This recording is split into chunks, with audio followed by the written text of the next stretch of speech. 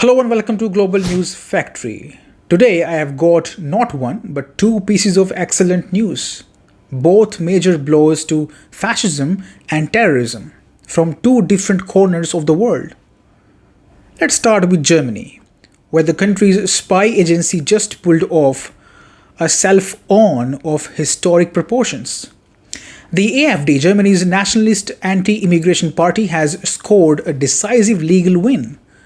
The Federal Office for the Protection of the Constitution, which had earlier branded the party as right-wing extremist, has now quietly backtracked. Yes, the same agency that went all in to tag the AfD as a threat to democracy has decided not to defend its decision in court. They folded before the game even began. This is not just bureaucratic wobbling, it's a spectacular humiliation.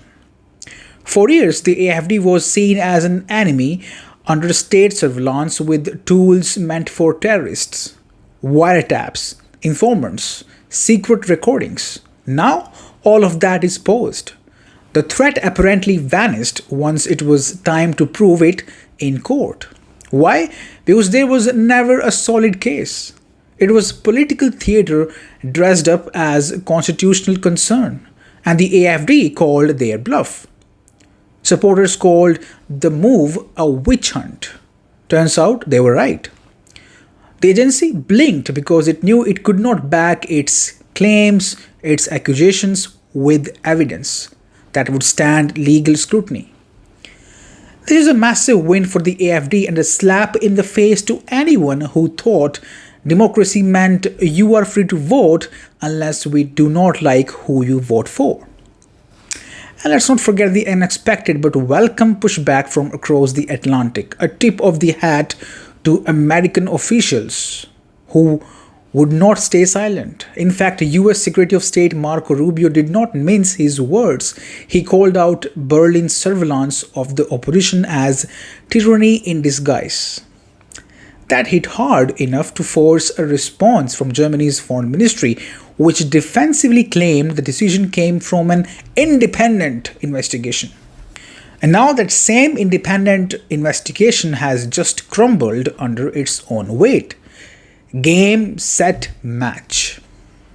And now let's shift gears to South Asia, where justice finally caught up with a man who thought he could outrun it forever.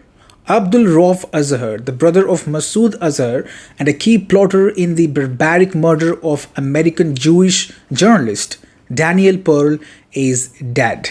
Killed by Indian forces in what can only be called a textbook example of real counterterrorism. Daniel Pearl was kidnapped, tortured, and beheaded in 2002 in one of the most horrific acts of terrorism in modern memory. His killers accused him of being a spy for the US and Israel. The truth, he was a journalist, brave, honest, and unarmed. For over 2 decades, the masterminds behind that act walked free under Pakistan's protection, the same state that has played both arsonist and firefighter in the global war on terror. But not anymore. India's Operation Sindoor targeted the very infrastructure that breeds terrorism. Azhar was not just any terrorist, he was a central figure in the terror industrial complex that has killed thousands from Mumbai to New York to Tel Aviv. And while we are here, let's talk about the sick irony playing out right now. Pakistan, using US supplied F-16s, has launched missile strikes on Indian cities. Yes, the same India that just took out one of the most wanted terrorists on the planet. It is striking American jets used to attack the country that is hunting down the murderers of American citizens. Maybe, just maybe, it's time for Washington to rethink who their ally in the region really is. Meanwhile, Indian forces are doing what the West talked about for years but never dared to execute. They are hitting the roots of terrorism, not just trimming the branches.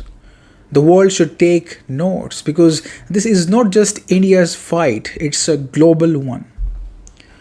To wrap up, Germany just lost the moral high ground by weaponizing its intelligence agencies against the democratic process, and Pakistan just lost one of its star terrorists, thanks to an India that has had enough of the double games.